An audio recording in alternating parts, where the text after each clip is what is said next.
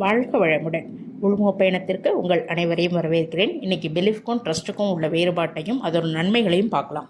இது ரெண்டும் சிந்திக்கிறதுக்கு ஒன்று போல இருந்தாலும் நிறைய வேற்றுமைகள் இருக்குது.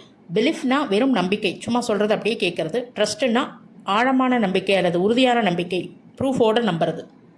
இந்த பிலீஃப் அப்படியே சொல்கிறத கேட்குறத பார்க்குறத அப்படியே நம்பிக்கிறதுனால இது உணர்வு சம்மந்தப்பட்டது இல்லை. ஆனால் ட்ரஸ்ட் உணர்வு பூர்வமாக பிணைக்கப்பட்டது.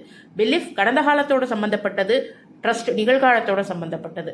பிலீஃப் அனுமானத்தை வைத்து செயல்படுவது, ட்ரஸ்ட் அனுபவத்தை மையமாக வைத்து செயல்படுவது. பிலீஃபை சைக்காலஜி ஆங்கிளில் பார்க்கும்பொழுது மென்டல் ஷார்ட்கட் அல்லது ஹியூரிஸ்டிக்ஸ் அப்படின்னு சொல்லுவாங்க.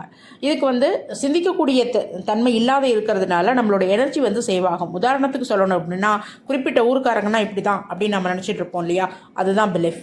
ட்ரஸ்ட்டை சைக்காலஜி ஆங்கிளில் திங்க் பண்ணும்பொழுது அது நம்மளுடைய மூளையில் உணர்வு மையத்தை செயல்படுத்துவது.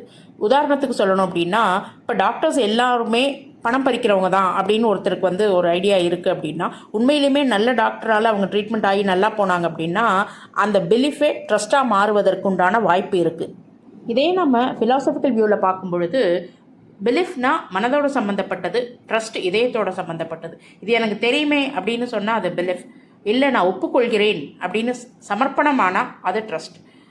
புத்திசத்தில் இருக்கக்கூடிய பிலீஃப் என்ன அப்படின்னா, பந்தமே ஞானத்திற்கு தடையாக இருக்குது அப்படின்னு கிருஷ்ணமூர்த்தி கூட சொல்லியிருக்காரு. வெறும் நம்பிக்கை பிரிவினையை உண்டாக்கும் அப்படின்னு. சரி, இந்த பிலீஃபை ட்ரஸ்ட்டாக மாற்றுறதுக்கு ஒரு 3 ஆக்டிவிட்டி பார்ப்போம்.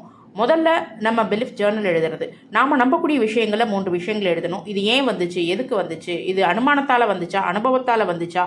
அப்படி அனுமானத்தால் வந்துச்சு அப்படின்னா அனுபவத்தில் இருக்கிறத மட்டும் நாம் நம்பணும் அப்படின்னு.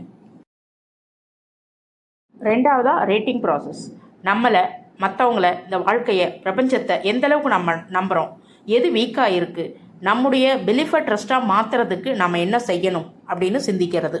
3வது ஆக்டிவிட்டியாக சைலண்ட் லிசனிங். இப்போ நம்ம மற்றவங்க சொல்லும் பொழுது முன்கணிப்பு கணிச்சு நம்ம இது இப்படி தான் அப்படின்னு சொல்லி ப்ரிஜுடியூசஸ் வச்சுக்குவோம்.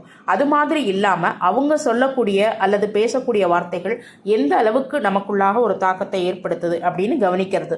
ஆக பிலீஃப்ங்கிறது ஒரு சுவர் எழுப்புற மாதிரி, அது பிரிவினையை உண்டாக்கும். ட்ரஸ்ட்டுங்கிறது பாலம் மாறி, அது பந்தத்தை நம்பிக்கை மாற்றத்திற்கு உட்பட்டது.